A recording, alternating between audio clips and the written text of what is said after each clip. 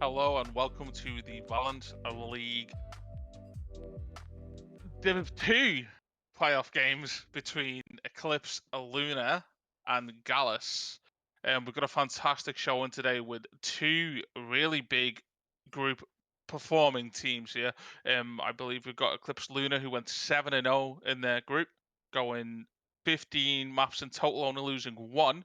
And then on the other side of the rift, we've got Gallus Esports with a 6-1 record. So should have a fantastic game ahead of us. And I am again joined by DMO today, who's going to give us a quick rundown of the teams and maybe what we can expect to see coming out of the series. DMO. Yeah, well, I mean, when you say hello everybody, by the way, when you see two teams that are at the top of the table, you're expecting a really good clash. I think with one team being top heavy, other team potentially, having to bring someone in to top lane, we could again see that sort of focus. Sunder are just trying to get up there, having Monsoon stronger, perhaps maybe weak side bot. I mean, in the like Gallus' last game, for instance, they're playing things like the Nico Yone, that was shirtless playing.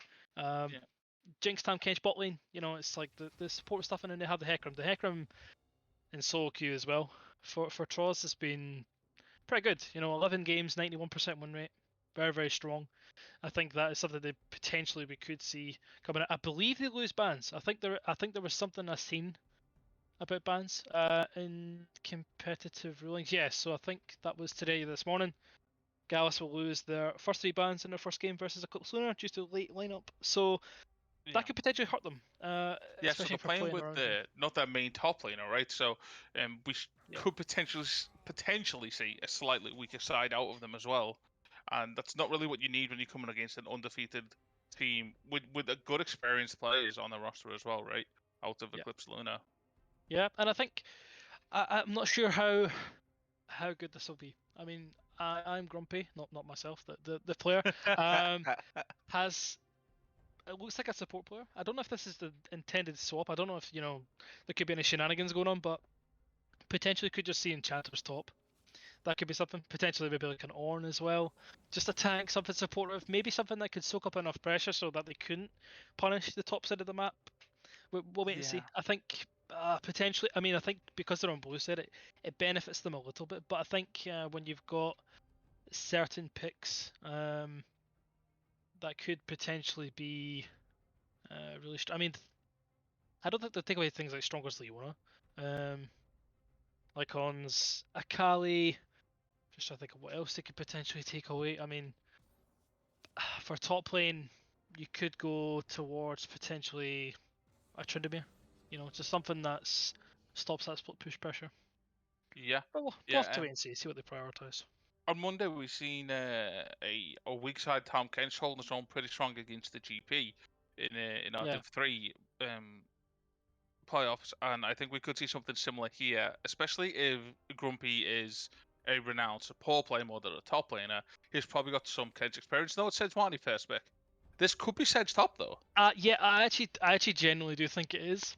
That's the funny thing. I think it might as well just be Sejuani top. I think that'd be fun to see. I think it's something different, and of course, when you've got a sub coming in, not lots of game time, wants to play something supportive, we could just see that top as well. That could easily just match it top lane.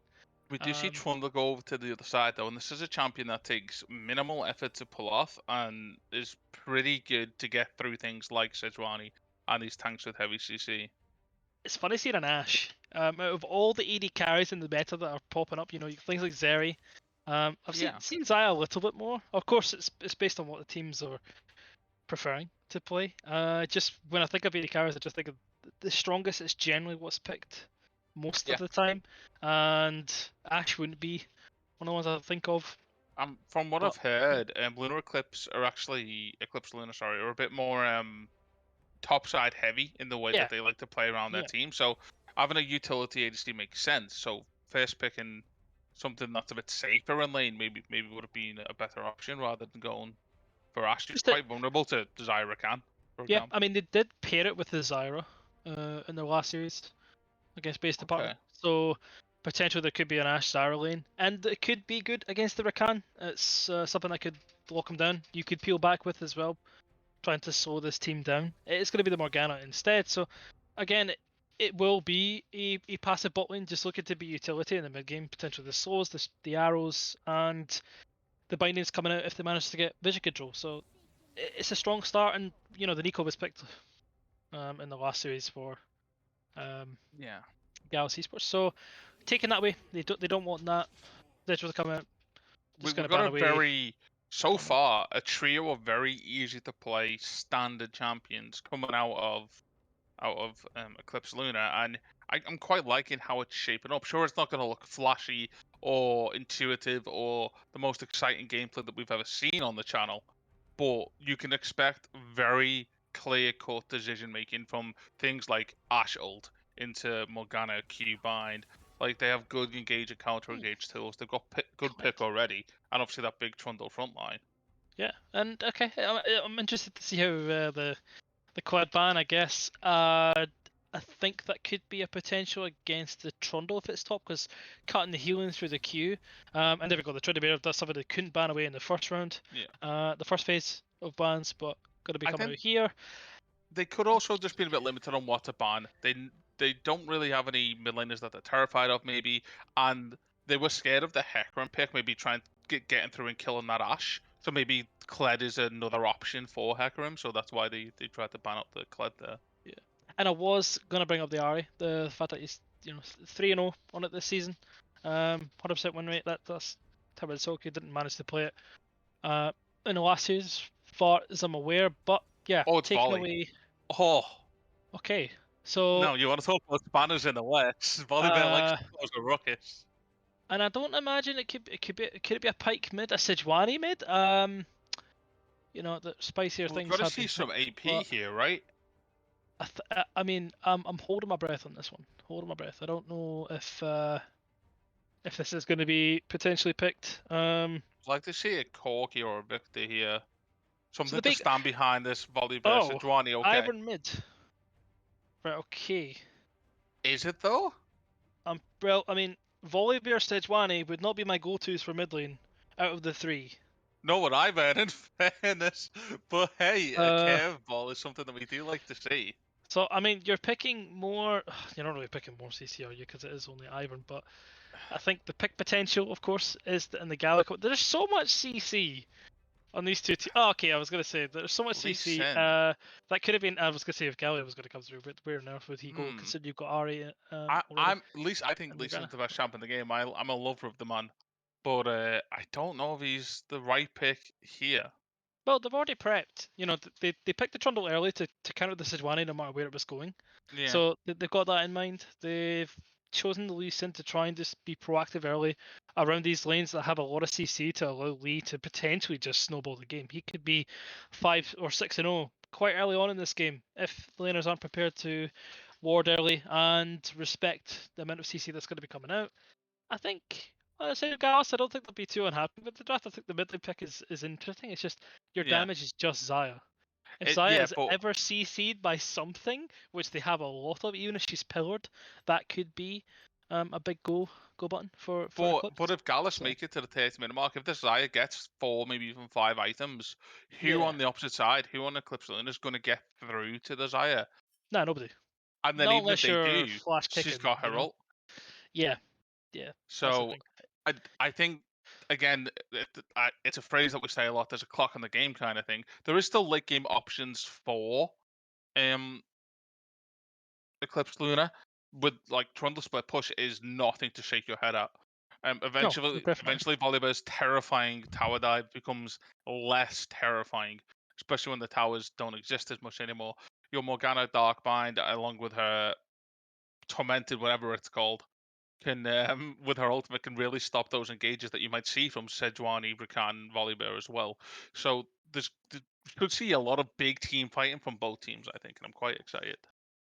Yeah, I really want to see how this one plays out, and I guess when you are top of the table and you're in playoffs, you might want to bring something new, you might not.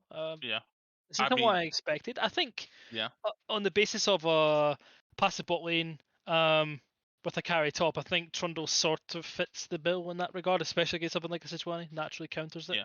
with the ulti. Well, that's the And thing as well. Do you think the yeah. Trundle's going to go for more of a Divine Sunderer into tank team fight build? Or are we actually going to see just a hull breaker, smack tower, what Sejuani going to do to stop me kind of build? I feel like it's a bonk game.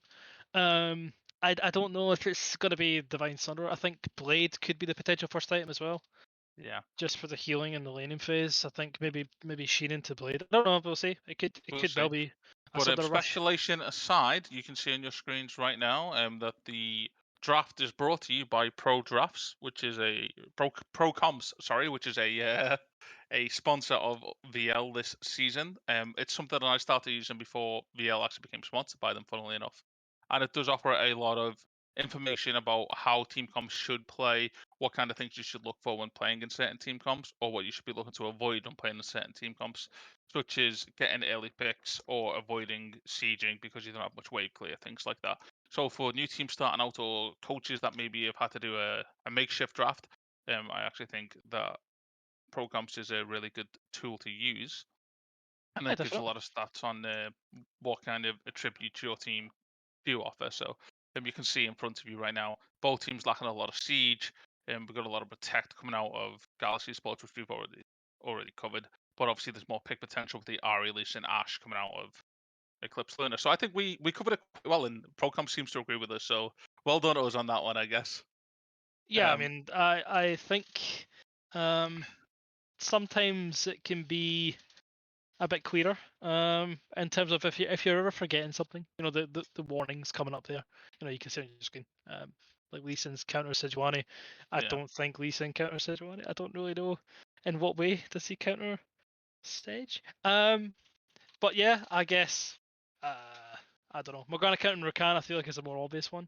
Yeah. I think I don't know if it takes in other factors, but yeah, I think in this one specifically with the amount of CC coming through, it could be very, very easy for Eclipse Lunar to play these fights. It could be a big struggle for Troz and Drown to try and get into Yeah. the backline, try and knock up the Ashe, try and get towards the RA potentially with the ultimate available.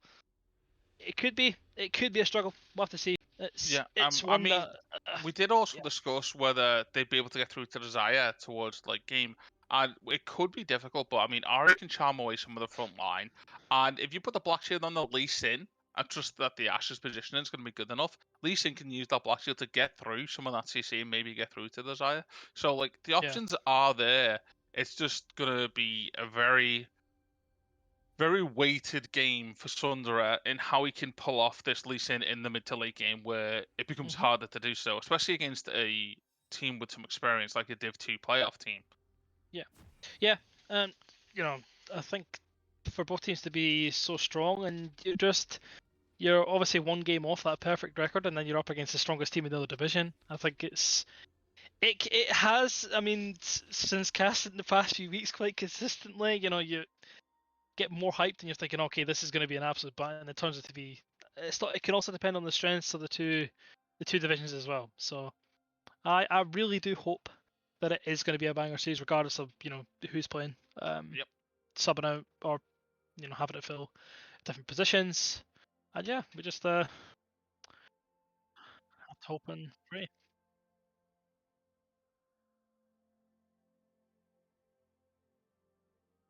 So And away we go. And I think we could see some early invading coming out of Eclipse Luna. I would like to see it. And yes, they seem to all be pathing to bot lane. And it's going to be a defensive 5-point here coming out of Gallus Gaming. yeah. Wow, Gallus Esports. My brain Um, isn't turned on yet today. I was gonna say, I mean, they do have the Morgana binding, so it is gonna be there Does she alone. throw a blind? Oh no. Oh no. The Oh ward no. comes out to let them know they're there. The Flash. bind does Flash. hit though. It's a root. Charm Ignite comes through and first blood goes over to the Lee Sin. Sunderer at Lee Sin. That's 400 gold to start with. You don't want to do this invade. I know your team want to go get the vision, but you don't want to follow them here. You want to recall. You want to get that 400 gold spent and be straight back out to your buffs because Lee Sin can snowball so hard with 400 gold. It's I mean, unreal. as soon as you see the bike come, just flash. Yeah. Just flash. Respect You know you're flash, right? dead. You're instantly dead. There's no way you're surviving that with 5 of them there.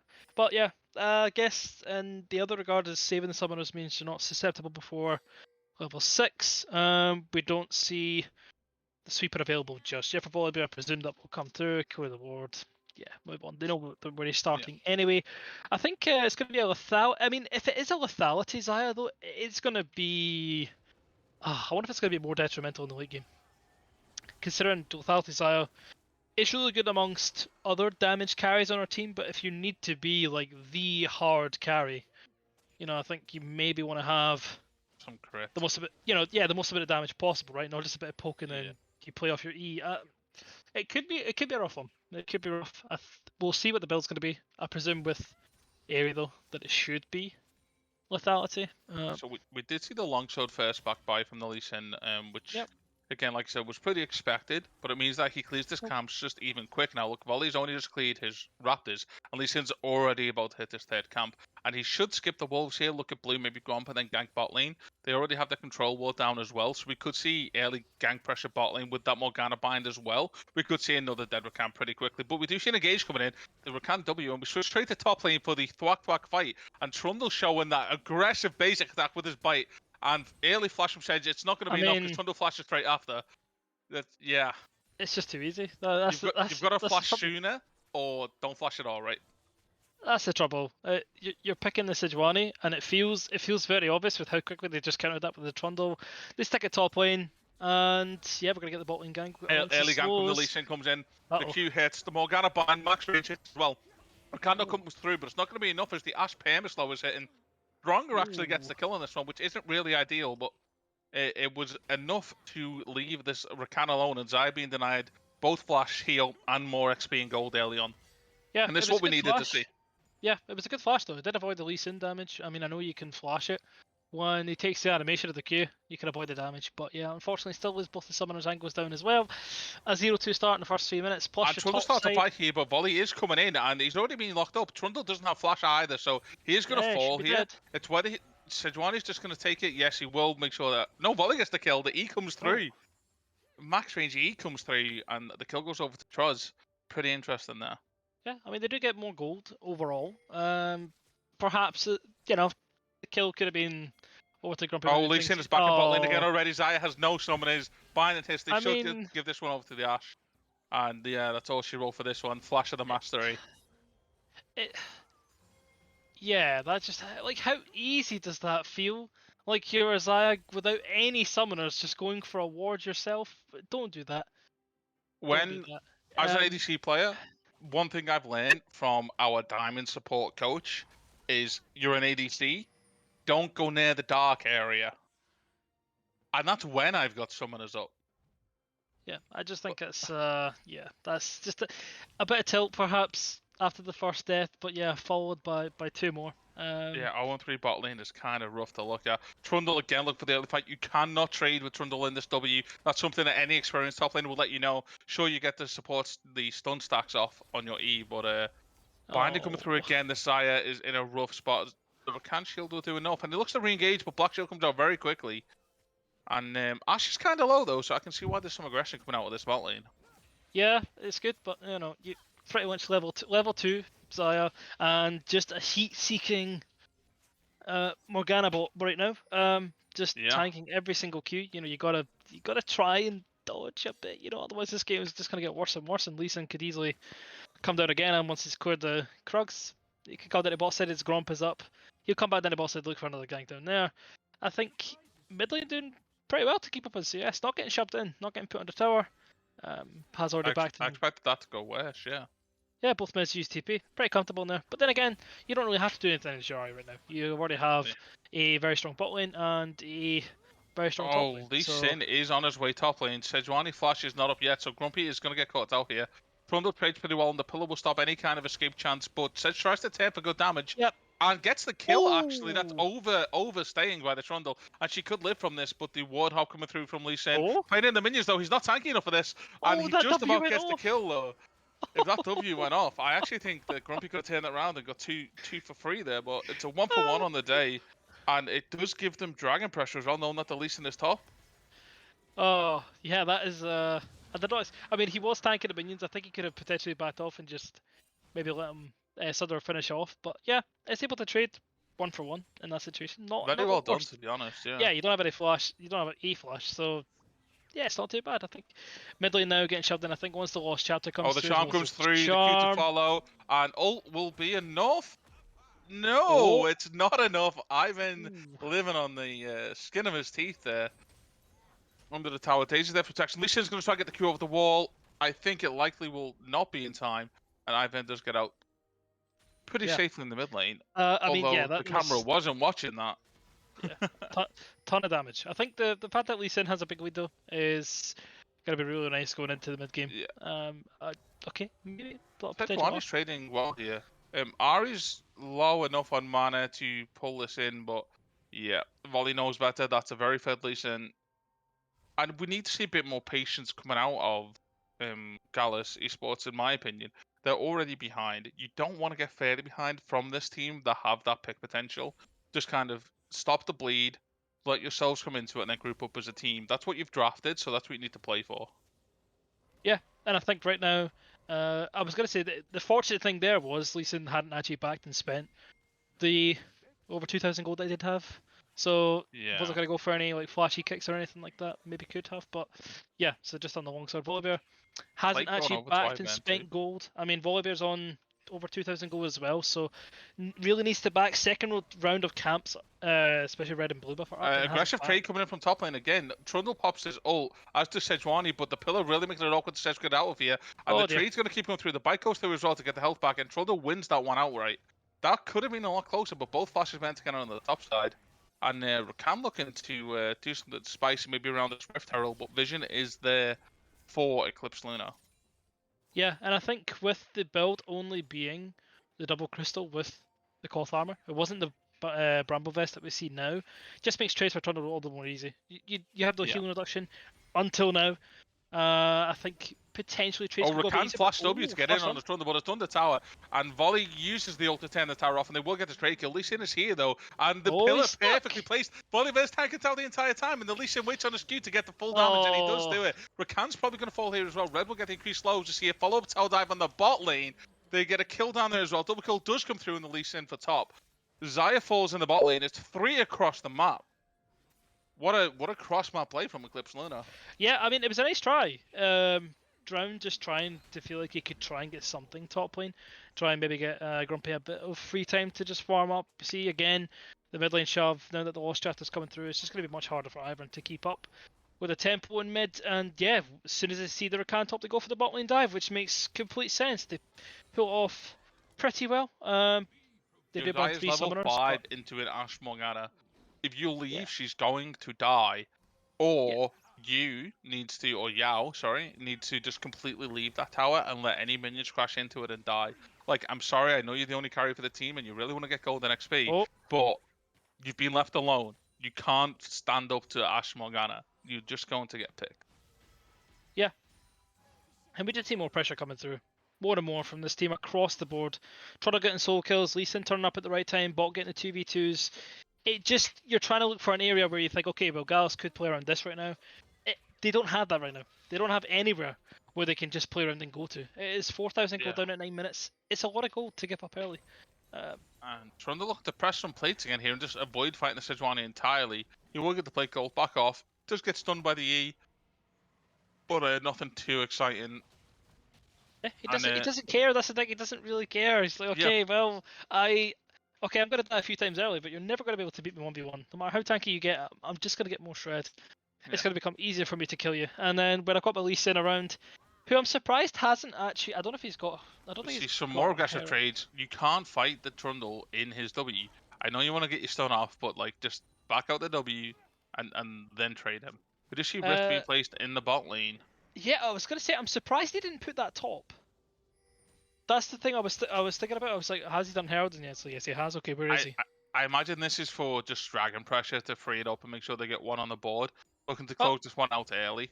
But we do see Trundle getting stuck here, and the ult on the Sejuani means he gets to steal all of the tank stats while he fights the volley, but the red buff is going to affect the healing a little bit, and volley doesn't exactly shy away from doing damage, so he does get the kill pretty cleanly there, so well done for those. Maybe some plates to follow, but that will surrender the dragon over to Eclipse Lunar as well. Dark Binding is enough for them to walk away, I believe. I was hoping that they was not going to get that Herald wasn't going to get a second charge off. But yeah, I think he just had to be a bit more respectful of the fact that Volley was going to be on the top side. He wasn't there to help that bot lane tier 1 from going down, so he is going to be on the other side of the map. And it feels like it's more of, okay, it seems like you've got your lead on your own. I don't actually need to play around you right now. I'm going to give it to the bot lane. I'm going to accelerate my Ashe a little bit more. And yeah, Sunder are just effectively playing both sides. I think you mentioned it yourself earlier on, and we see well, a Dark Binding into Lee Sin here, and that's a pretty free pick on the Rakan as he walks into a blind jungle. Yep. Yeah, you mentioned it yourself, the CF differential in mid being pretty even. Ivan managing to hold on, but we're seeing that CS slightly alter now. Oh, okay. And yeah, a bit of a whiff on the queue there, but I mean, we see now almost got 4 plates. Does not really care. Still, okay, he's got the Bind Thunder. He does have the Bramble Vest, but it's not going to do enough. I think with all the damage coming through. Trundle could be ganked by the volley again here, but he puts a defensive ward on the try, but Sedge can't really engage on this. Volley ult is not available, so tower diving isn't an option, really. Just jumping in. I know you've got a big health bars on those two champions, but Trundle will hit, but he is looking to back away. Friendly TP coming in from Ari, and Morgana's already here. Spell Shield comes off to stop the engage. Ashel comes across the map, there's another volley as well. Lee Sin ult comes through as well, and it's 4-2, including the Ashel to cross the map, makes it 5. I did say we could see a 5 or 6 kill Lee Sin early. Yeah, and we've got a 7. And I'm wrong because we've actually got 7. So I guess bad on me for that one. Yeah. He's got 1 more than I expected. But yeah, this was the thing. Like he's got so much CC to play off. It's not just like he's the only one.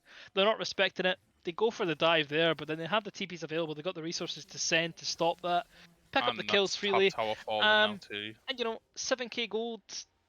12 to 4. I mean, like I don't want to say like, oh, you've got to be thinking about next game already, because of course you never want that. But a couple more plays like this, and you get towards that early Baron, 20 minutes. It's going to be rough. I think Eclipse are just playing there's no really doubt well that Eclipse Lunar have actually just played this really well. They're playing to their comp.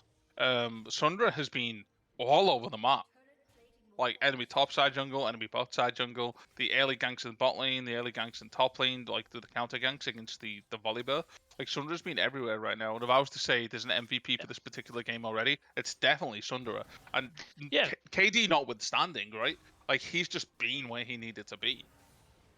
Yeah, I think the fact that I'm not gonna really like try to take away in any sense that like, okay, Gallus are just inting, they're throwing yada yada.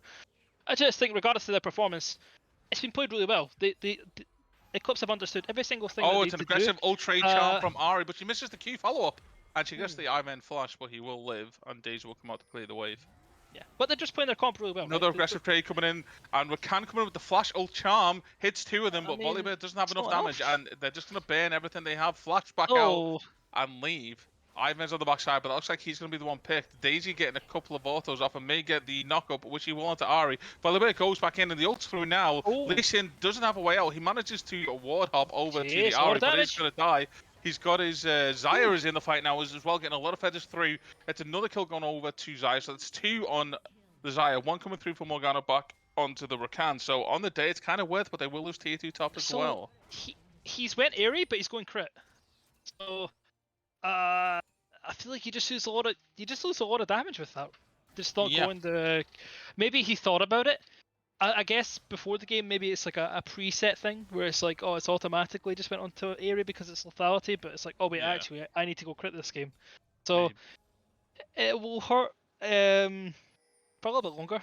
Hopefully not too much longer if the items come through. But yeah, I mean, the fact that you're able to pick up, be ahead in gold of Monse on the Ashe now because of that 1k shutdown. That's the champion that you need. That is the one key carry.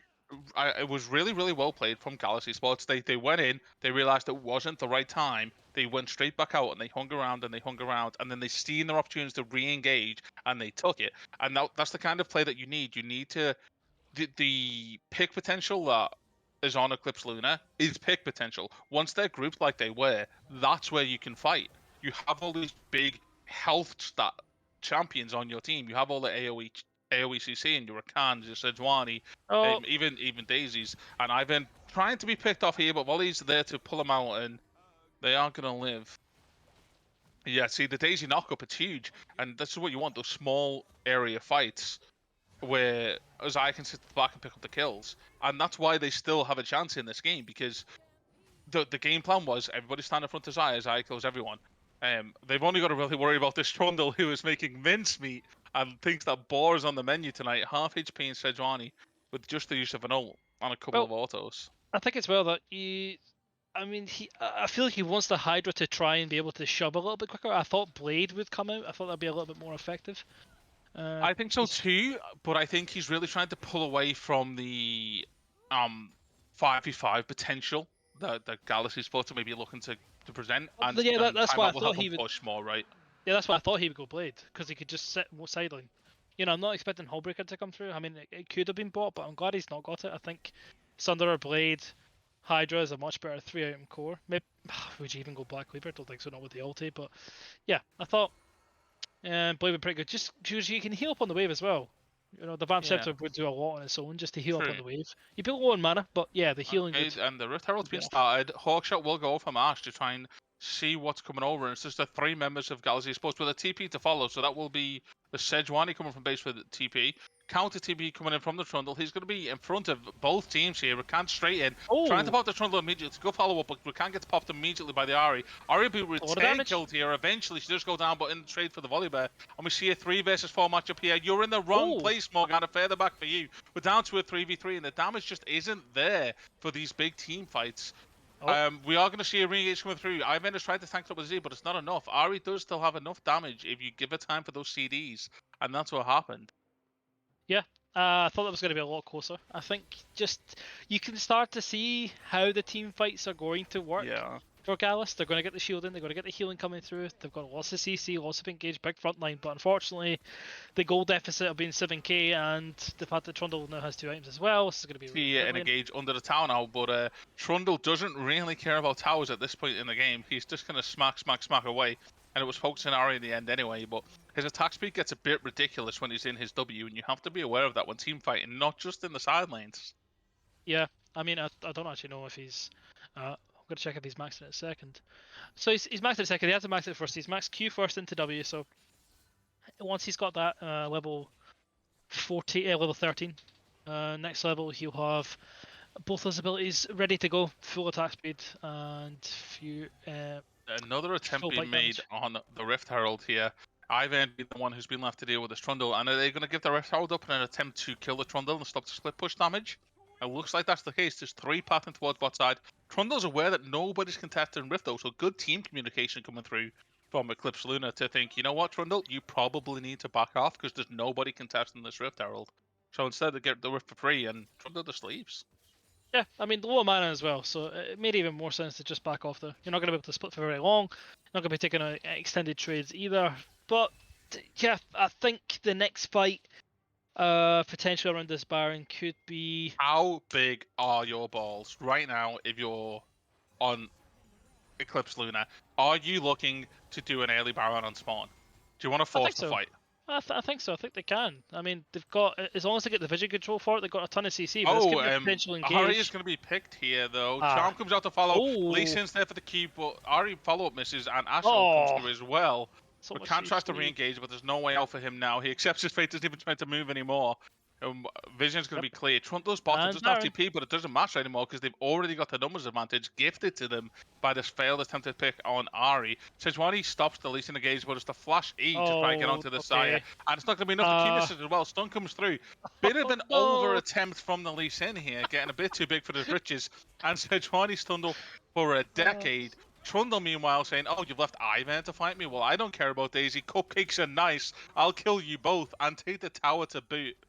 As we see all over the map, Eclipse Lunar are taking over. Yeah, it was like, you could see the attempt, but it was like the slowest transition of a Q, Wartop, Flash, and then I'm gonna kick it. It was like, okay, is he lagging? Is he gonna kick? And then unfortunately, yeah, not able to pull it off. You can see it was a nice attempt. Managed to go down, and you're giving another kill over to Zaya. I mean, I don't know how effective that is actually going to be, considering the gold lead didn't matter last time. It is 10,000 gold. I presume the Rift Herald will be used soon to try and set up vision control around this Baron.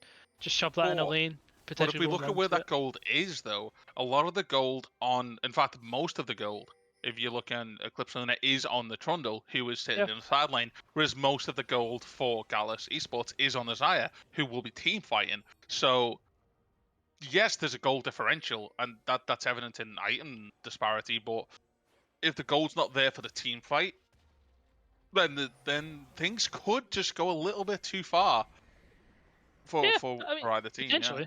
potentially. I think now they've just got to settle down again. They've got to pick up the second objective. They use the Rift Elder in the mid lane just to easily transition over to the Dragon. It's not going to get any hits, unfortunately.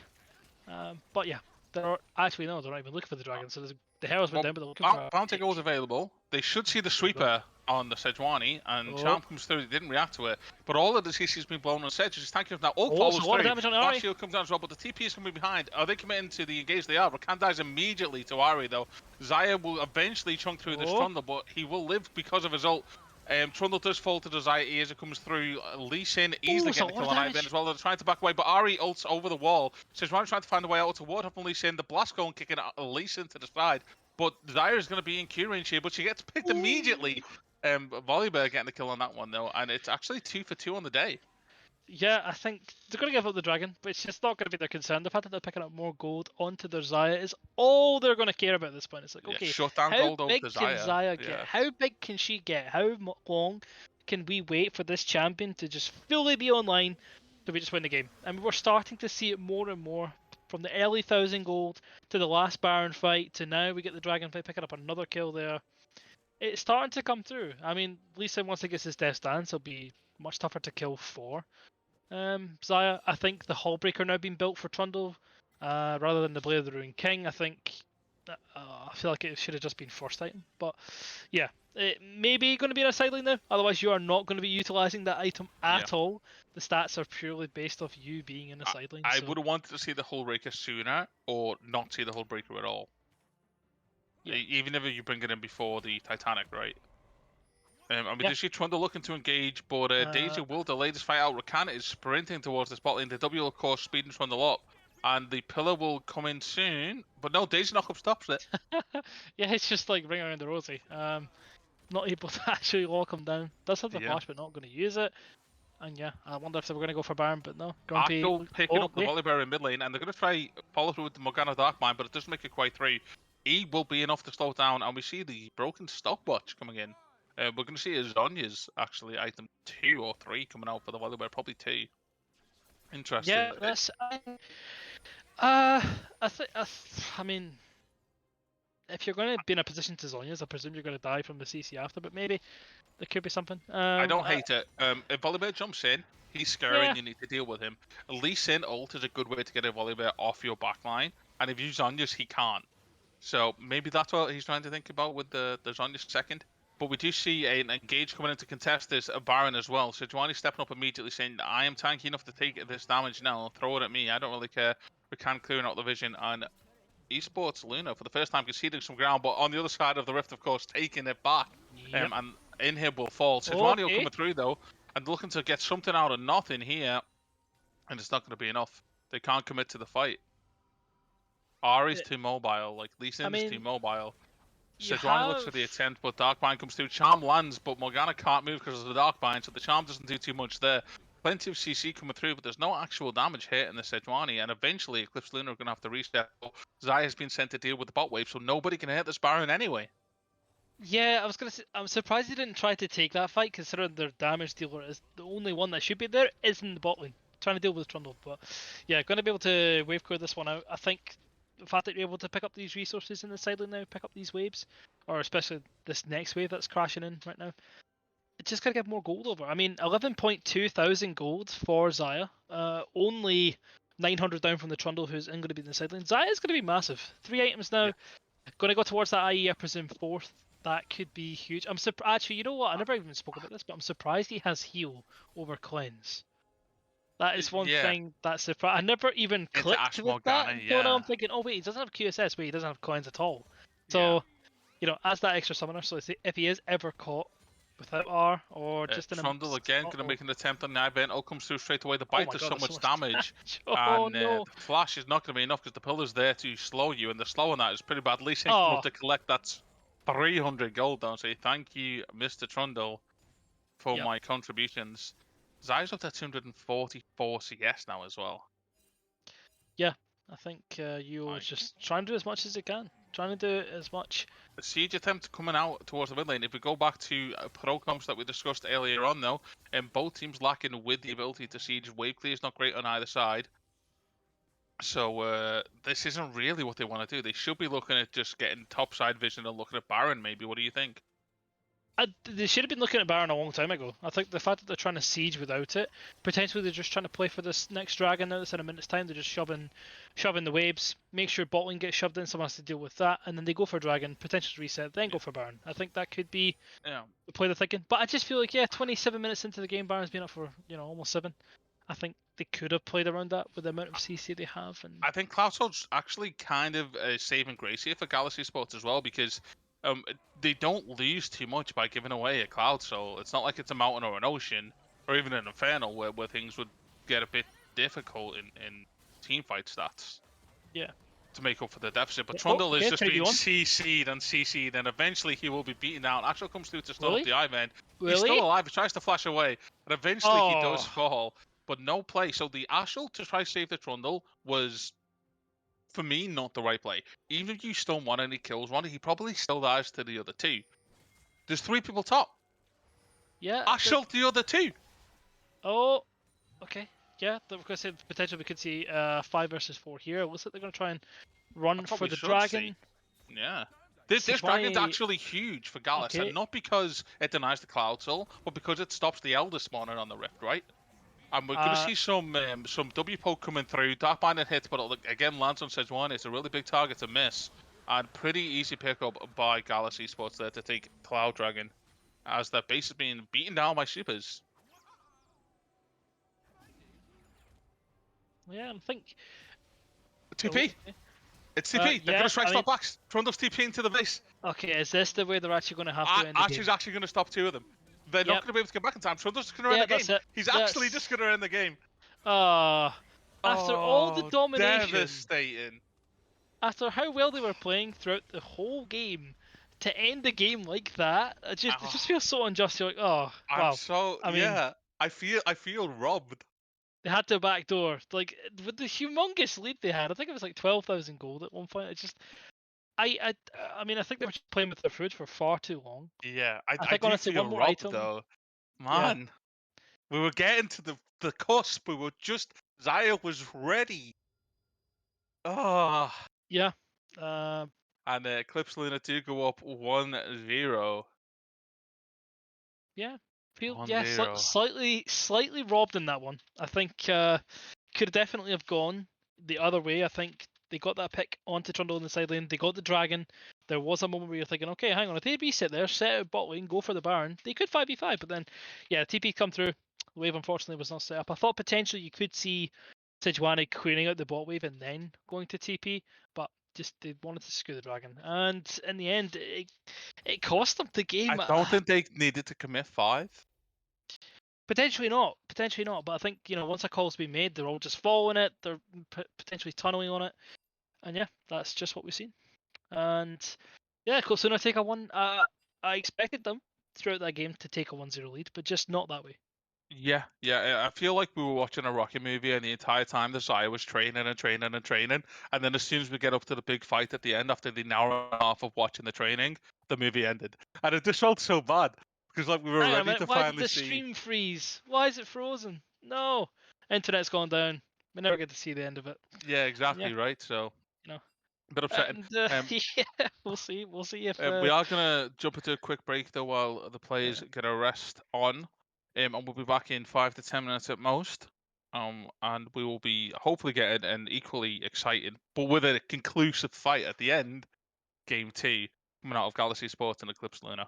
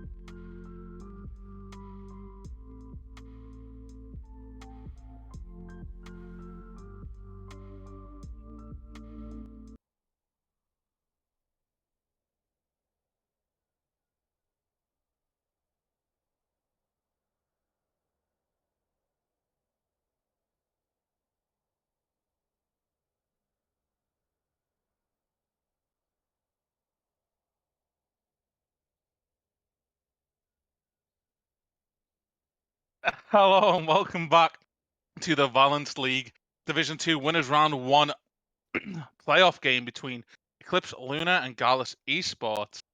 You're currently being casted by myself, Mr. Fluffy and the amazing king of cast DMO over here.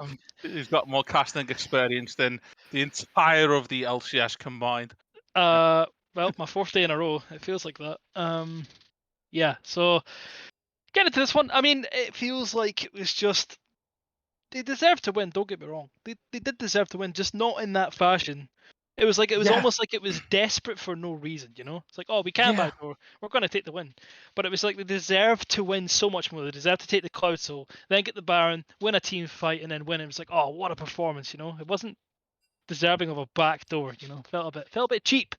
But I think yeah, they deserve to win sooner. Yeah. Yeah, and not right. They Lunar. deserve to win it sooner. So just a quick reminder for everybody out there, if you want games as close as this one, Valence League are also sponsored this season by Esports Scrims, which is a website you can go to find scrims for many different games, but one of the main ones being League of Legends. And you can have games just as close and exciting as this one, but playing them yourself. So head on over there. Yeah, it's pretty good. It's pretty good to use. I mean, there's I'm glad there's more places that to find scrims does make it a lot easier.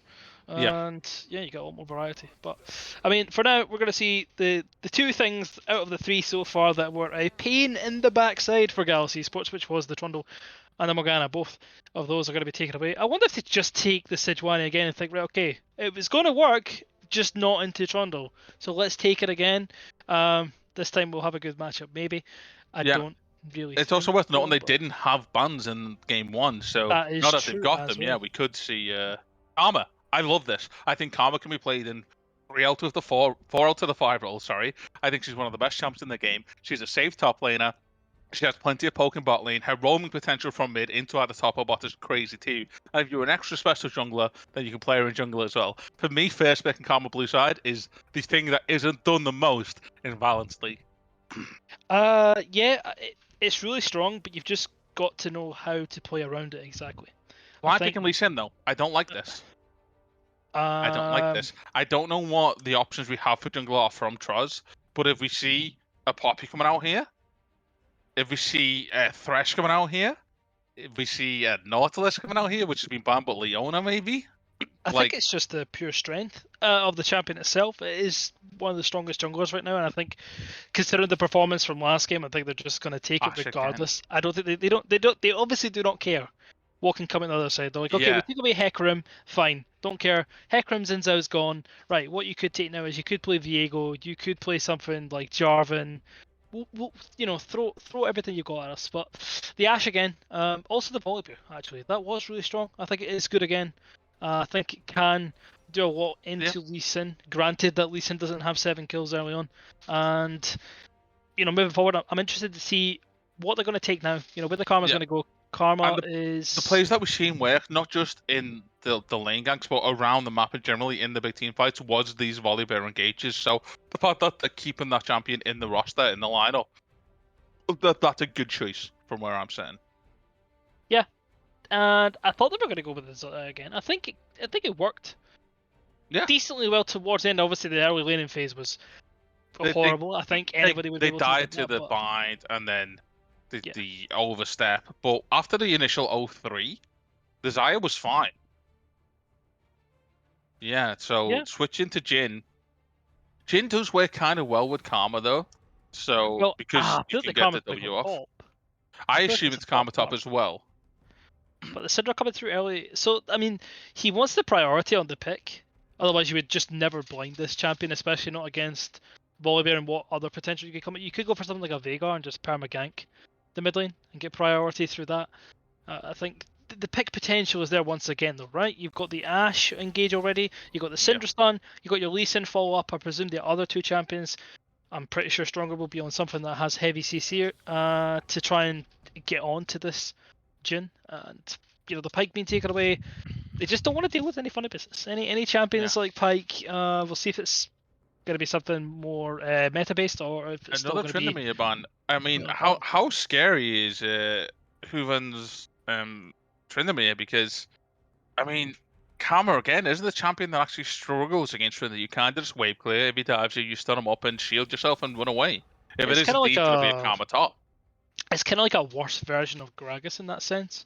Yeah. Where like Gragas can just hold the Tryndamere for so long because of his cooldown, his ability to clear, early base damage.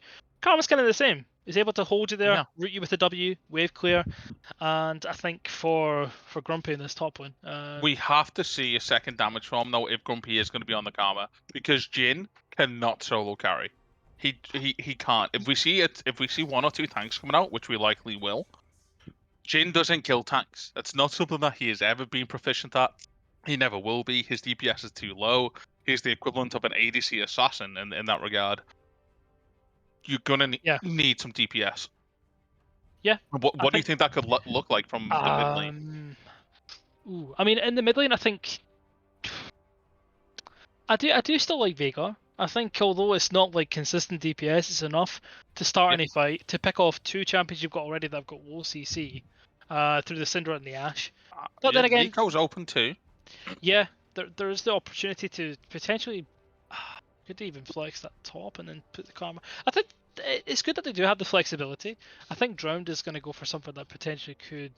Well, there we go. There's a DPS. It's Irelia. Okay. Yeah, I like think- Annie here. I don't know if this is the troll hover, but the enemy team is really squishy. Exception of Lee Sin, they're really immobile. Annie Oh, Flash Tibbers can triple kill here. okay. I've not seen Annie in so long. It'd be so fun to see Yeah, this I game, actually actually. think it's a really good pick here. Oh, And you know he's not what? taking The, it though. the Renata ult isn't going to be that great on anybody. Your I Renata think. ult Jin, after he's fired his Oh, fourth shot, so he's reloading, he doesn't attack anybody. Like, I don't think Renata was the super best pick here either. I would have much preferred a Lulu maybe, or even a Janna, something to help stop the engage of this Volibear Aurelia that's going to come at you. yeah. Um, And I wonder now. Okay, Kale. it's going to be the Kale into the Ornn, something that does free skill but does take time to get there. Isn't able to run you down, not especially not in the Yeah. early game. So I think they have a much better team fight this time around. You know, Ornn is going to be able to hold a lot better. Volibear, he could do the exact same things but have more agency. Now that there is a Jin that can obviously root early, Karma can give you the speed up. Aurelia is just sheer damage. Then Ornn's CC. So I think Yeah. we could see a much closer game. And I think And last much better game. split pushing options. Aurelia could match Kale no problem.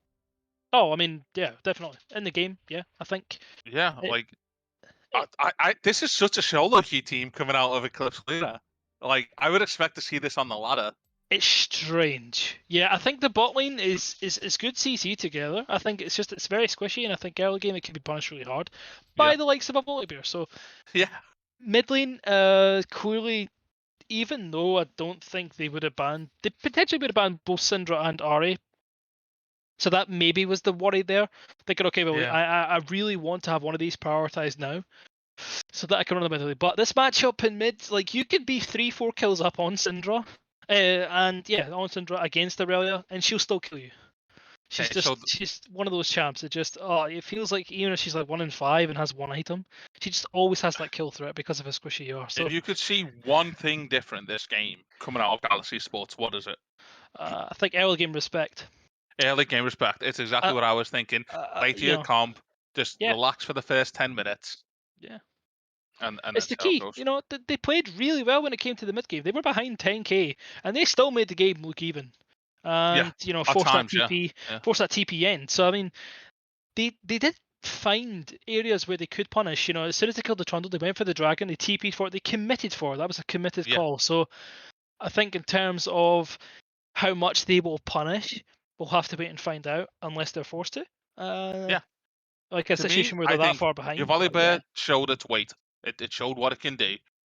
Sit in your lane, farm your lane. Sure, Aurelia, you might drop some CS to Syndra in the early.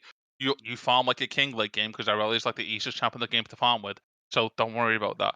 Jin, you're a bit of a lane bully, but Ash can be a bit scary if she hits 6. So just chill out, farm, maybe get a bit of poke if you can. Same with Ornn. You don't need to take any unnecessary trades into the Kale and risk being ganked by the Lee Sin. Just let your lanes play out. Wait till your Volibear's level 6. And then yeah, every single lane on this team can kill if the Volibear's there. Every single lane. Kale doesn't matter if your tower's turned off. yeah. Syndra knockback doesn't hit Aurelia and Volley and your tower's turned off, right? They have more tools now. I think they found. The funny thing was, I don't think their game one draft was bad. It's just that I feel like because Zaya was the only source, it was just difficult for them. Yeah. And I think this time around, they have 2 damage sources and 3, um, 3 in the supporting act that can enable both, and that's going to make it a bit. I mean, if you could think of a Jin who has 3 items plus, starting to pick up 400, 500 AD because of the passive and the way it works against all these squishy champions, he's going to be unstoppable if he's not reached. Yeah. It's very scary. Even if you're trying to tank the ultimate as well, if he's able to get the curtain call off whilst the fight is going on, and you're trying to pay attention to all these dive champs, that is another way. Plus Aurelia's diving your backline. So yeah, If you get the Gale Force Collector on Jin, you're getting at least a kill, maybe 2 kills a team fight once the Volibear's gone in. yeah, I think Once you've got definitely. RFC and you're sitting there with your 3-item Jin, you're just going to pick off every single member of that team one by one. Because by the time they do eventually kill the Volibear and Ornn, if they can, whilst not dying to Aurelia, Jin's already reloaded 3 times. Like, Yeah, the fight's yeah. going to look real rough. It's going to be. It gives me more hope. Yeah. In the sense that this draft is much closer, and I feel like it's more well-rounded, and they have things that they can fight with in the early game. And if they do manage to punish those mistakes, I feel like they can easily take this. And Yeah, like you said yourself, there is still more pick potential coming out of Eclipse Lunar because they have the Lee Sin, they have the Syndra, they have the Ashe, yeah, even the Renata grab that where you can pull people to the side. Like they do still have the pick options on the team and the Kayle for scaling late game, but I think there's just overall better and safer options currently coming out yeah, of I think Gallus. I think maybe the only thing they have to worry about is the fact that where the damage is going to be coming from, because the sources of AP and AD, they do have Aurelia Jhin. That's the only, and Volibear mainly doing. Yeah. So yeah, but yeah. Yep.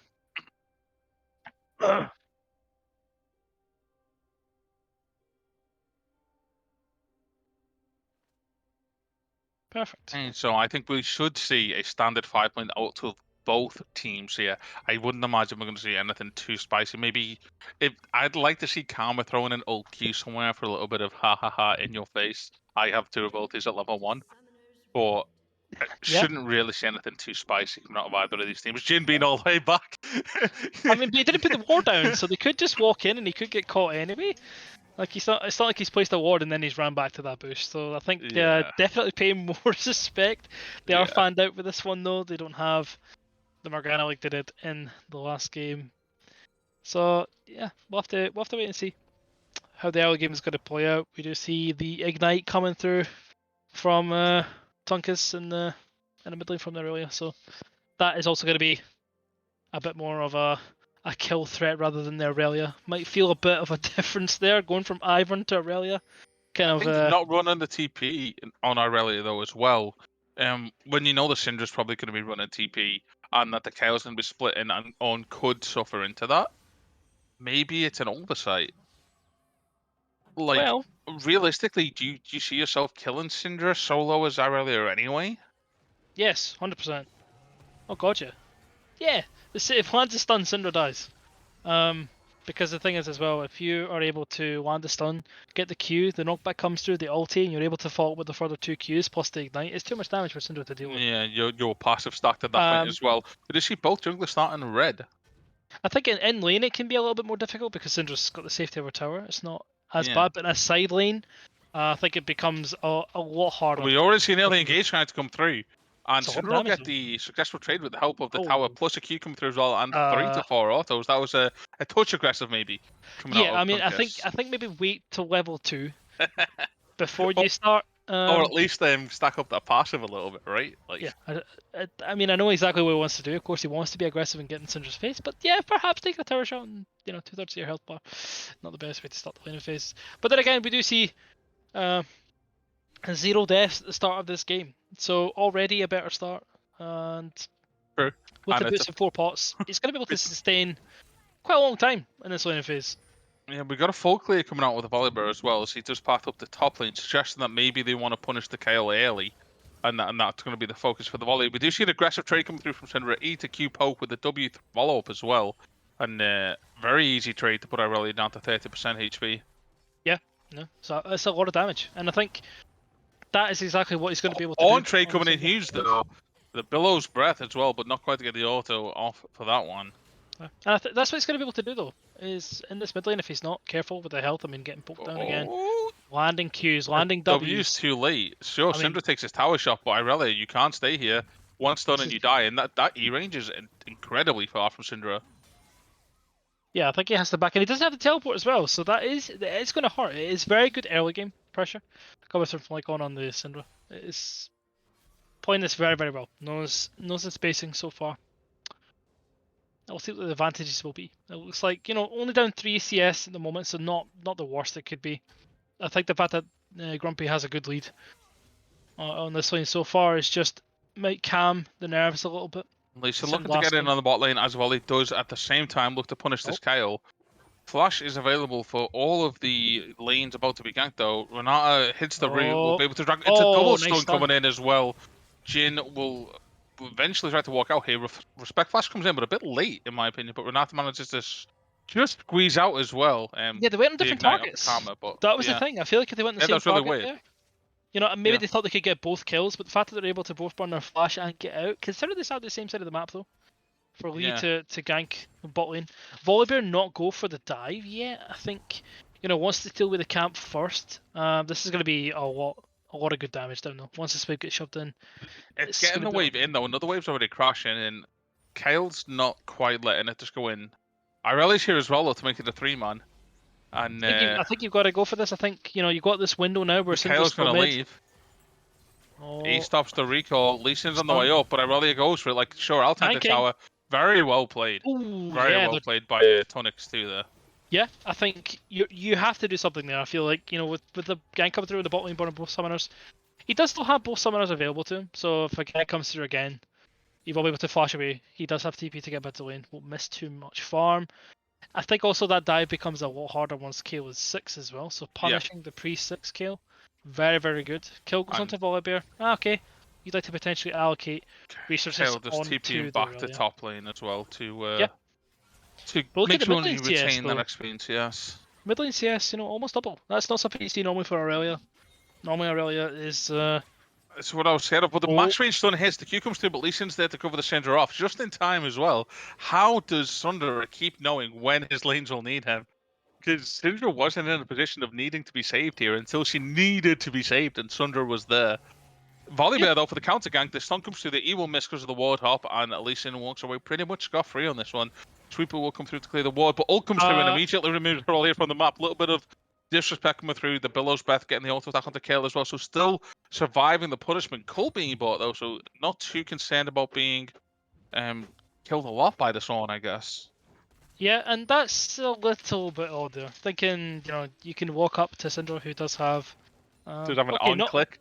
Not a ton of damage, but yeah, it hits hard. Just like, okay, well, you're going to die here. And gets punished for it. We're not really the start we want to see from Aurelia, considering you're down. Dragon, first straight coming in through Gallus Esports as well, though. Something we've seen last game too. So it's pretty impressive that they're managing to consistently get the timings right for that, despite maybe not having a typically strong early game. So it's pretty good that they're still getting objectives in their line of sight. Yeah, and the gold is dead even, almost actually. As I say that, well, she takes 100 gold over to Lunar. But yeah, it's very close, almost 7 minutes into the game. And I think now that the Lost Chapter comes through, there could be I feel like another solo death is definitely coming to the mid lane for either side. I think it's going to be a one to watch. There. Crossing through. I hate this. Why is he telling Gallus Esports, hey, look, I'm in the top side of the map now? Honestly, not sure. But yeah, that's something junglers do a lot. And okay. On ult comes through. I really need to follow up. I really ought to follow up. He still manages to get away. Flash Q for the follow. Lee Sin flashes over the wall. I believe Q will be back up though if she get in range. She does. Yeah. Volley gets the kill though. Oh, that feels really sad. I mean, Aurelia's Q's like mid-air thinking, yes, I get a kill back. Nope, Volibear takes it. Unlucky. Yeah. It's all right. And that right there, walking through the minion wave, that's how you get picked by the enemy top laner. Again, a little bit of disrespect coming through from Eclipse Lunar this time, though. And just thinking they won't react if I do anything, and rather the opposite. Yeah, and think, okay, doesn't get this stuff. I thought maybe just might maybe just clip the wall. But no. The Q comes through though, just to be annoying. Remember all those Trundle pillars you used on me? We'll have this, you rat. I am surprised. I'm surprised he went Grasp. I don't really know how many procs he's going to get versus a Kale. I thought maybe Spellbook would be a lot better for the laning phase. Potentially, you know, get that early ignite out, try to punish the Kale a bit more. But yeah, we'll see. The treads are already through for the mid lane, they're really against the Syndra, so that will help somewhat. But this is going to be a lot of damage. I think he could go for this. And the ult will be enough, but Karma E comes in to save it just in time. And was that Summon Airy finishing the kill? I think it was. But I mean, through. Why are you there alone with nobody else to help you? Oh dear. It's like it's like a donation. It's like a PayPal right there. It's like, hey, here we go. I'm coming. Here's your PayPal. It's okay being there, right? But as soon as you see the Syndra leave mid lane, you gotta leave. You've got your Karma. Use your E. Get out of there. Like, just you don't fight that. You're not a mid laner. Yeah, you can see what he's trying to go for. He's trying to get vision for his mid laner, try and potentially find out where Thunder is going to be. Unfortunately, just doing it alone, and Lycon just picks up the kill. And Thing is, though, Doesn't right, have you've to got a burn. big volley bear as well. If you want to go get vision for your mid laner, you say, hey, big tanky bear, want to run into that jungle? I'll give you a shield. Like, Yeah, I mean, it would a be little bit of miscommunication, maybe. yeah. I mean, more punishment coming out for the mid lane, and he is now on the top side of the map. But Sunderer again is on the top side as well, so he knows that there could be a potential for a gank here, and we'll see if there's going to be a 2v2 or potentially a 3v1 Oh, if he volley does finished the gank. recall, so yeah, 2v2 turns into 3v1 very quick, but this does give Irelia some time to farm up, and the wave is in a nice spot at the moment, but yeah, she's going to break that freeze, try to clear the wave out instead while Syndra's not here and potentially get a reset off. Yeah, I think I mean, in terms of health and mana, yeah, it's okay to do so. I think the lane has been controlled very, very well so far. I think even stemming back from that level 1 where unfortunately taking a tower shot and 2/3 of the HP is where we are at now. Hawkshot coming off from Ash while she cleared the wall, but didn't actually spot the volley bear as he moved through the jungle, so for now he's no, he's been spotted. The Hawkshot stopped the red buff. It didn't go through the map, so it did see him on the tail end. This is warded though. Pink ward from volley to clear it out. And then not much action happening on the rift just now. Nope, bit of a breather right now, which I guess is good. It shows the level that both teams are at considering after game 1. It feels, more of a feeler. It feels like there's a bit more calmness to it after that first game is out of the way. And yeah, But do 500 you gold want epics. that though from Eclipse Lunar with the champions you've got? Do you want the game to be calm? I mean, your only late game advantage is Kayle. Oh, what a trade from Ornn coming in as well, Wow. getting the Billow's Breath into the charge to the knock-up as well. Jhin up being popped in the bot lane.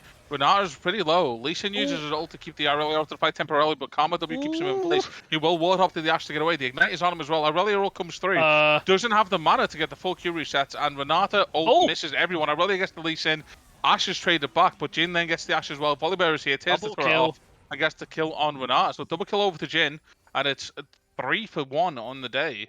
Yeah, I mean, okay, Tunkets falls, but you've got a 1-2-4. You're a part of 100% KP here for the mid laner. You're not really going to be too fussed into 20 CS. It's like, okay, well, I'm making plays on the map. I've already been top, I've already been bot. This is going quite well. We've now got a 2-0 Jhin, and we're mentioning about once he hits that 2-item spike, if he's able to accelerate to that point, even 3 items against the squishy roster. And yeah, we see it now. They're able to pick up the second dragon. It is going to be a Hex Tech Soul. I mean, it doesn't favour... I mean, it doesn't in terms of ability hasten the slow, not in terms of the attack speed, but yeah, it's still really, really nice to have. For 4 of them to be on Kayle and Ashe would be really scary, but yeah, hopefully for instead of Gallus we won't get to that point. Another engage. Okay, a little bit of poke coming through, but not too much damage. And again, back and forth from either team. Max range looking from Irelia, but doesn't quite get the hit this time. Just a knockback from Syndra with the E because there's no ball in front. He's and okay Lee Sin is trying to solo the rift. Yeah, I was gonna say he's okay now. This actually, I'll say he's okay now in terms of build, but maybe not in terms of positioning. This could be a little bit scary. The flash is not available either. The Max still comes through. Lee Sin Q follows up. Perfectly timed stun, but it's too late. The damage comes through and Lee Sin gets the pick. Call of the Forge God coming through. And that's not entirely how that he works. Volibear's going to be here to try and get this through. It's a flash from both of them, but Kayle does get out with the ult to keep her alive. And good live. Just as I was saying that Tunkets is fine now because he has the Treads plus the Vamp Scepter. He's able to shove, even with a bit of poke coming through, he can just leave the lane. And unfortunately just goes for a ward at the most opportune time for Eclipse to punish. And yeah, now we see a bit more of a lead. The Liandry's going to come through. I feel like it's a very smart buy. Sometimes, cry out for this build. Aggressive trade coming in from Bolly. The stun lance that he comes through. If he gets the second bite here, then Lee Sin's going to take more damage than he's maybe prepared for. But Kayle is coming up behind, and he tries to get the Iron Wipe Spike to steal some of those 13 gold baby cooks away, but not quite enough. Syndra has also used the Hextech Gate to get up to the top side of the map here, and we could see a fight for this red buff. Lee Sin smited early. Bolly can just walk in and steal this. Doesn't have smite himself though, but gets it with the auto. Continues to auto through. The shield is on as well. Volley is fully ready to fight this. It's all coming up soon. Irelia is here now. Lee Sin ult gets used, but it doesn't quite get the kill. Syndra looking honestly, so Volley flashes over the wall. Ult will be available in literally 5 seconds. They could look to dive this. Ornn is ready as well. There's no reason why they shouldn't go for this, but they opt for caution instead. I think, it's unfortunate not being able to get... I think that's twice that we've seen Tunkus almost be able to get a kill, but unfortunately just runs out of Qs. And The yeah, Ignite was up, I think. I yeah, know it's up it now. was. I think it was, right? It was up. He just didn't get time to use it. I thought maybe he had another charge of the Q. Ah. That would be enough to kill the Lee Sin. But yeah, just not quite Oh, getting good the stun from kills. Syndra, but it doesn't stop the Aurelia stun coming through. The Q gets the It's reset. going to It's be a lot 4 of stacks on the damage. The Q now. Ignite. Ignite comes through, and it is a free kill. No reset for the Q to get out, though, and it Nope. is traded back for Yep. the Summoner, though. I mean, that's TP what I still mean. available for Syndra, so... 1 in 3. No Blade of the Rune King. Ignite. Boom. Just gets the kill. That's how I feel. Aurelia just seems to win this duel. I mean, okay, it trades back with the tower, which is Oh, it was good but for yeah, Lyca and as the Lucinda. game progresses, though, Aurelia is going to get more and more scary. Oh, 100%. Yeah, there's nothing Syndra could do. I mean, you got one stun, and if she's got a wave there, she just comes back. Yeah. It's very, very difficult. You got to really try and get to the team fights, but then you've got a Kale who. Asho coming through to lock the Here we camera go. up. Lee Sin Q will follow as well. Renata E hits, I think it's the E, sorry, it's the W actually. It's a lot And of Lee damage. Sin tried to ward hop to keep the Jin Oh, still. Enough poke coming out of Ash, and Lee Sin opts to leave it so that the W from Ash will get the kill finished as I well. think he flashed. I don't know if he flashed in place there. I don't know quite what happened there. It looked like I don't know if it was Spectre bug. It looked like he flashed on top of him, but yeah, able to pick up the 2 kills is something back. Not quite the accelerated game like he had on the Lee Sin in game 1, but is still managing to fight the picks in the bot lane as well. The Renata working it pretty well. That's 2 occasions where we've seen the drag back. And Dragon number 3 is due to spawn in just over 60 seconds. So we see Volibear coming down the side of the map. We see Aurelia coming down. We don't have any teleports available from Grumpy, but the stun comes through for Aurelia, trying to delay this. And we do see a teleport coming in from the Syndra. Aurelia doesn't get a kill off, though. Almost gets the Ash down to 0, but not quite enough. And the shield from Renata coming in to do it to work and keep the Ash standing. But they will force them away, and Volibear's here now, try to keep this play going. The stun comes through, the ult to follow. Lee Sin could just die here, but no, he ward hops again. Jin'L is coming through to get the slows in, but can't quite find that Lee Sin for the finish. Call of the Forge God misses Lee Sin as well, but Volibear finds a new target in Syndra. Karma post coming through. Syndra gets the kill on Volley as well. Lee Sin still running around in the pit, but Jin does get the kill on Syndra in the middle of the jungle. Double kill for Syndra. We see 2 kills coming through, though, on the side of Gallus Esports as well. Kale will get free push in the top side, but this does open up the Dragon for Gallus Esports if they want it without the volley. Yeah, it looks like they will go for it. Just I thought maybe Ornn and Jin could just take this when it comes up. It's only 5 seconds away. Maybe potentially shove it the wave in first and then go for it. But yeah, it felt like they were going to go in 1 by 1. Tunkus goes in, dies. Volibear goes in. I thought he was going to die. Fortunately, lives long enough. The Jin'L comes through. They're going to go in. But yeah, manages to come away with an even trade there. But we do see potentially different carries coming out this time. Potentially Monse on this Ash having a bit bigger of an impact in terms of just like carrying the game outright. 3-1 and 3 has the shield. Well, the job of the Ash and the Syndra here surely is to just keep the game going until Kyle's level 16, right? You would think so. I mean, and to be able to get free farm there, now catching up in CS plus getting that tower will obviously help the Chaos situation a bit more. Has an Ashes coming through, the call was completed as well. 5 men from Gallus Esports have made it down toward this Dragon. They want to get it locked in place. They're starting to clear out vision now. Grouped up in somewhat of a defensive line, almost a 5-point around the Dragon Pit here, making sure they cover every orifice as the opposing team of Eclipse Lunar try to approach. But this Dragon will die quickly. Sure, Jinna isn't the quick state to see, but he's clearing bot lane anyway. Aurelia has enough damage with the Karma 2. Volibear W does an insane amount of damage to these big neutral objectives as well, because you get to stack it away. And it's going to be Drake number 3, giving them soul point already, only 17 minutes into the game. I think it just goes to show that how Gallus Esports are. They're not phased by the plays that are happening, or potentially the ones that they're losing around the map. They're just going to try and take this objective. Yeah, I mean, they don't kill us TP, but they're like, okay, well, you're going to either have to TP in, or you lose this Dragon. And they, not necessarily called the bluff, but yeah, they... Yeah, and so what? Ornn falls 20 farm behind. I'm still on. Like, it doesn't change that. The Volibear, though, sprinting towards the top lane, using his, I forget the name of purple mythic item that makes him go fast. Actually comes across though and keeps volley a lot. Chem Tank makes him a very fast bear. Is the one. Flash E to get the stun through, but misses the ult. No. Misses the ult. Syndra gets the stun off, and Kale is here in time. And the ult comes through to keep Syndra alive, and Aurelia falls. That is a disaster. Oh. Yeah, plus the kill going on to Kale as well. Yeah. Able to pick up that and the tower, so that is just more gold. Top 3 things you don't need to happen. Yep. That is, yeah, exactly. Two of them just happened. Gold. I mean, 7.4. Is it the richest? No, okay. So actually, oh wow, I never actually realized this, but Lycon being on 9,000 gold. Second highest is his top laner with 7.5. So almost 3,000 gold ahead of the opposing mid laner. Now has death cap as well. So not bothered with void staff, anything like that. Just goes death cap. Give me that. Yeah. Give me that. I'm gonna one pop someday. Does not even matter And what they have. we did actually see on TP to try save this tier 1 tower in bot lane, and it obviously didn't come to fruition. So the Call of the Forge God trying to get a pick here, but instead gets Lee Sin ulted and killed pretty quickly. And you're still just the one item more, looking to get the oh my god, the tier tank item. Oh, Fimbulwinter. Fimbulwinter. You can't put me on that one. That one's new. But it's new. Yeah, it does slow down your tank item. It does. It's just a health stat. That's all it is. Yeah, it's nice with the tier, but I feel like it's a lovely item if you can just get a couple of kills under your belt. It feels it's really an nice item to you finish. see more on Malphite, maybe on Malphite, Rise. I mean, I've seen some castings go it. Gragas, for instance. Gragas a good champ as well. Yeah.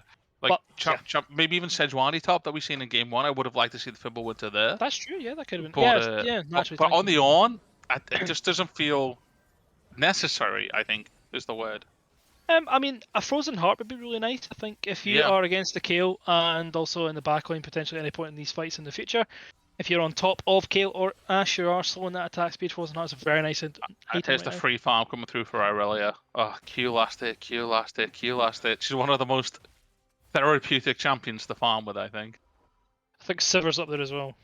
Oh man, when you just literally blades just go through and you're like, W1. Oh, wow. It's like, oh, how easy is this? But yeah, I think now it'll be interesting to see what the priority is. We are 2 minutes away from this dragon. I think with Baron being up there as well, I think they have to go for this Hextech. So I think it is something that they have worked very hard towards, picking up 3 dragons so far.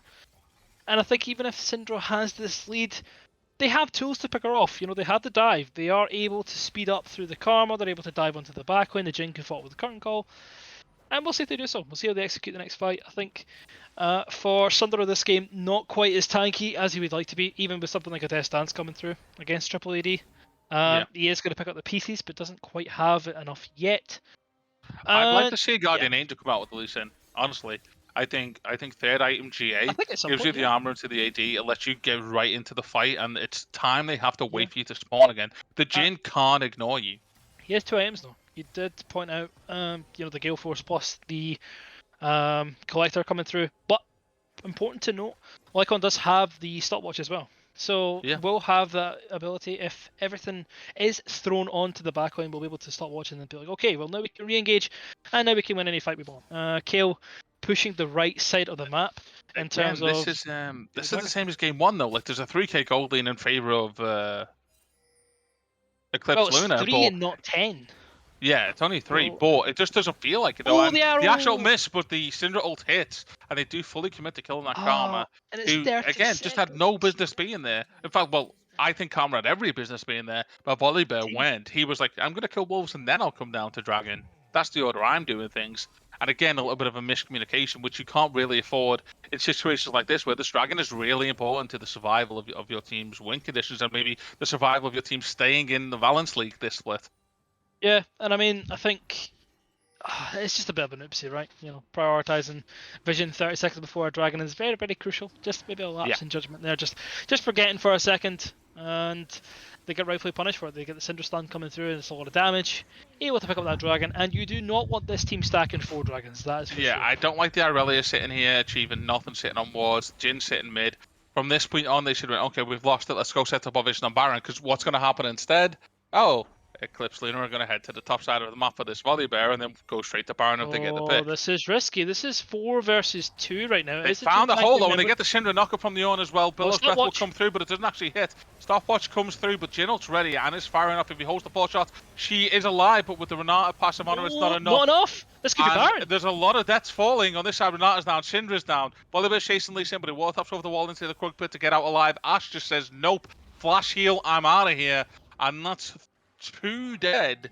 Kayle bot and clean 3 kills. 3 kills? Actually, no, the 2 Herald's kills. still going. I was going to say that. Herald gets the... Oh, It's just a flash. It's just a flash kill from the Jhin. This could be the end of the game. They could actually end the game here. 3 dead. Lee Sin's not based There's yet. only Lee Sin in base. Up in 15 seconds. Oh, they're killing this so slow. No, they're going off for the Baron. I think the Baron's a safer pick. Yeah, they're letting really went on back. They're letting kill recall, sorry. I think potentially maybe they tried to stop them. They sent 2 members down there. The Baron. Could they go Baron now? Could they? They have a TP. I don't think they can now. Yeah. I think it's too late. I think, yep, they're going to reset. I mean, the inhib is good, don't get me wrong. It does force the Kayle or someone to respond to that. Unfortunately, the wrong side of the Baron. But I think for the next Dragon, it is very good.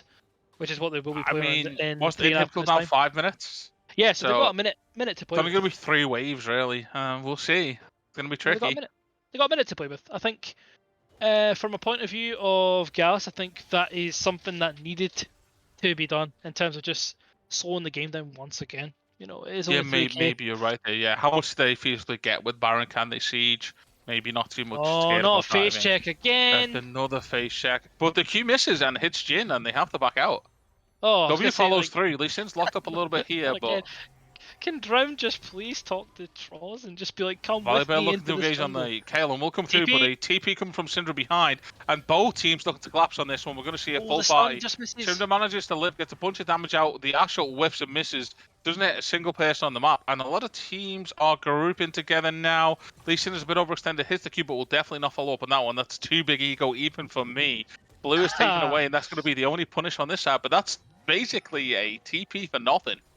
Yeah, I mean, that's the thing, you're taking away the split push element. You still have Kayle's flash, but somebody has to be in the top lane to continuously push this way back, and it looks like it Lee Sin's on the wrong side of the strike. Okay. And just like this, Eclipse Lunar is spread out. Lee Sin's being picked out. It's a lot of damage. He's been told Kayle will come through and keep him alive. Or knock up though. There's so much CC. He still gets out with the ward up though. Meanwhile though, Karma does get picked up by Kayle, who's on the side of the spike. Hasn't been touched. She is of course exalted at this point and is auto attacking away. Clack, clack, clack. You can't stop me now. It's a triple kill for Kayle. You can't leave the Kayle to just farm up those autos in the middle of a fight. Nope. You see what they were trying to go for. It was a fantastic start to the fight. Volibear runs in, they tried to pick off the Lee Sin, but there's the Death Stance, there's a Gore Drinker, the Steel Caps, the full AD composition. You don't have any magic damage coming through, or not enough true magic damage coming through. Able to stall long enough. Ward hops over to the Raptor Pit as well. Triple kill for Kayle. They pick up the Baron. What is something that could have been taken by Gallus Esports. They'll send one to the top lane. The wave has not been crashing because they did play around the side that was pushing against them. And yeah, a Baroned up team, just about a 5,000 gold in a mint 19. This has been the most selfless Kayle gameplay I've ever seen. Kayle ults on Syndra to save lives, Kayle ults on Lee Sin to save lives, and it's paid off massive dividends. 700 gold shut down and a 3-item kill. It is scary. There is no Zhonya's, but then again, yeah, with the way right now it is being played, you don't need that Zhonya's. You're playing well enough, positioned well enough. Only died once, and that was level 4. So, you know, another 20 minutes on top of that. Just been very, very good gameplay in terms of positioning. And, 45 seconds now till this dragon is up. I don't think it'll be contested. Potentially you could go for steal, but I feel like it's just a bit risky. I think now, who matches Kayle? Like, Ornn can't match Kayle, Irelia can't match Kayle. It should have been Irelia, but she didn't AFK farm those lanes. She's 2 and 7 and 3 levels behind. You can't do it. So Ornn's just going to have to take the brunt and try his best not to die, and then we try 4v4 for the Hex Tech soul, I guess. And I mean, I heard this before. When it comes through, you build a Warmogs, and then you kind of clear the wave and run back, heal up, clear the wave, run back, heal up, over and over again, just trying to stop the Kayle. I think that is the only way you can really stop her at this point. Well, linear damage coming out of the cannon minion, and Ornn can't get to it to stop it. Meanwhile, plenty of poke coming through on the side of Eclipse Lunar here. Top in it will she can just end the game pretty comfortably. Can't stop her. I mean, what can you do? I mean, it's a 3-item Kayle. They're backing now, being popped to make sure that the dragon's not being done, but yeah, they've just waited. They've got vision. They're waiting for the recourse to come through, and then we'll go into the dragon, and it's dragon number 2 coming out, but actually denies the Hex Soul. Kayle hearing the call and takes 1 tower and leaves. It is such a funny team comp to see, in the sense that this team are strong in every lane and every position, but they just still find it so easy to win by the split push. Yeah, you know? they could win by 5v5 fighting, but they're just crazy. Like, you know what? I was gonna say I know I like breaking down the name and I know who Van Wall. In my head, that makes sense. But there's a lot of damage on the Cinder knocked up as well. Not able to use the Zonios. Goes down. And yeah, just talking about 5v5. They're able to pick up a pick, but look who's in the bot lane. Back bot lane. Gets Yeah. another Can't catch 150 gold for the team. Enjoy, guys. Put it in the bank, put it in the war chest. I think in terms of gold right now, yeah, 15k kill. That is a big kill. Void Staff, yeah, Void Staff will be coming in at 900 gold as well. That's going to be a 4-item kill, Possum Edge, so that's going to be very scary. But little things like that will help. You know, they have got 2 dragons. There is no soul condition right now for another 9 minutes. 8 minutes 20. Yeah. I guess if you want to be like really precise. Oh no, not 8 minutes 20. I'm trying to think. Well, it was 8:40. Because I'm thinking it's 5 minutes till the dragon after the one that's now 3 minutes and 20. So yeah, it was 8:40 when you said. So it was 8:40. Yeah. So I was right. I just confused myself. You were right. For Don't worry. No reason. Don't worry. You were right. The maths adds up. But what's not been spoken about, I guess, is how strong Monty is. You know, 3 items, just been farming up. And this is an Ashe that's gone Hurricane, not an item you see super often these days in Ashe, but into the likes of the Volibear on front line with the shields on from Karma. I think it's a tremendously smart pick. You're going to apply that slow to everybody. As Irelia is trying to run at you, she's getting perma-slow by your autos as well because of that Hurricane. It does apply on hits. So. Yeah, and I think right now, when you have got only 2 items on Aurelia, it still does make it hard to teamfight. I think when you've got so much sustainability, I think if there was I would say a gold drinker, but you're against a lot of range as well. I'm not really too sure on the mythic of Aurelia this game. If shield bow, I mean, I think the shield bow was to try survive the Syndra, I guess. But leaving the game, that's not the answer. That's not the answer. You build Wit's End, you don't leave the game. Coming through. you build Wit's End. Okay, it's just a temporary. Luckily, we avoided the pause on that one. Yeah, and to be fair, Wit's End, right? That used to be the build for Irelia. Oh, look at the damage! Oh my god. Oh, it doesn't tank enough anymore. And Bolly's just going to give it his life as well. The flash isn't enough. This is a level 18 KO. No, you can't fight this. You can root me all you want. I don't care anymore. Irelia is next in the fire. Ashel gets hit as well. Lee Sin goes all the way and gets the flash insect through in the Jin. Jin falls first. Then Renata gets the kill on Irelia. It's going to be a clean ace coming through.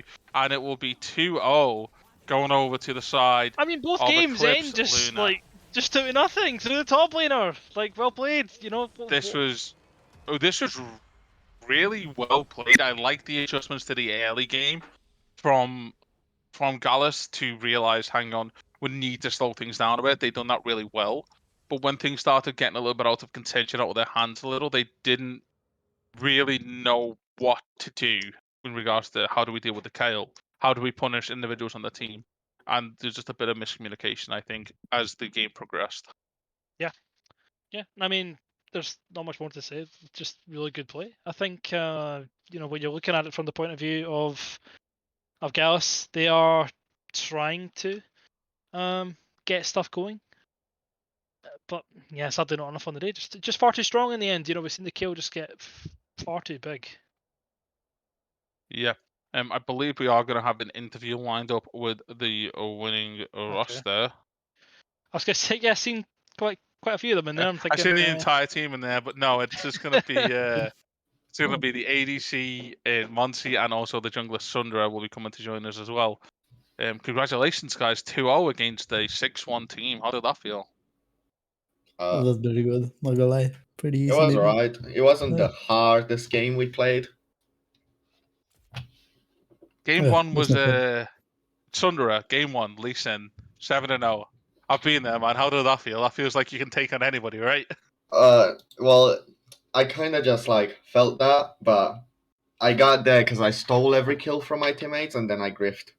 So in regards to the follow-up game, Game 2, the first pick of the Lee Sin, was that because of the Game 1 performance, or was it kind of just we're happy picking it into what they could potentially choose anyway kind of thing? Well, Lee Sin is just a good blind pick in my opinion, and it's really strong. And Xin was banned, so I didn't feel like playing Kiana, so I just locked in Lee Sin. early aggression AD jungler kind of guy. Okay. And I mean, did you go on, feel like it could ever have been lost in either game? Because obviously we've seen points where Zaya was able to pick up 1,000 goal shutdown in the first game, another 450, even being 10k down, fights sometimes look close. And then in game 2, of course, they got the top end, could have potentially taken Baron. Did you ever feel like, okay, these games are closer than they should be? Monsi can answer that one.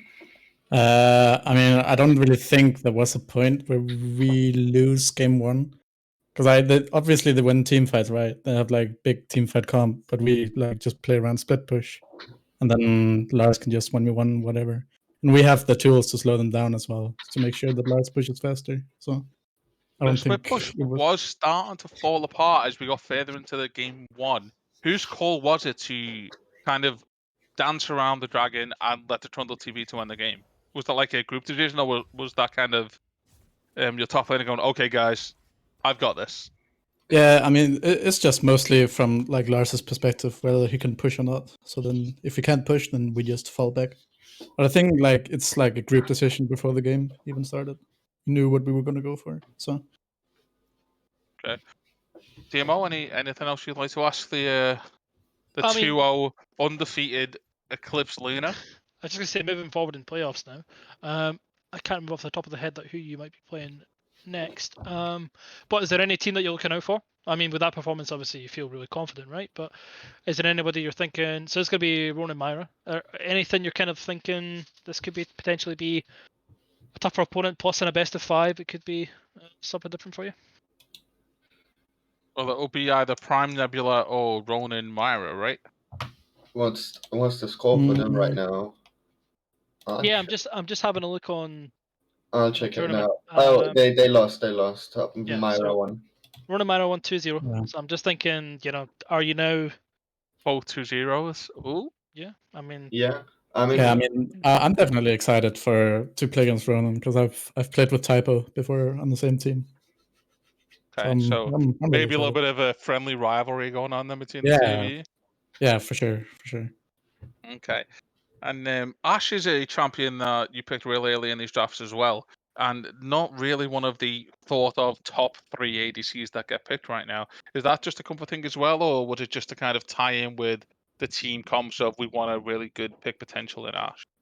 Yeah, I mean, it's mostly just for the early game vision because we decided that we want to play like weak side top early game until he can like scale.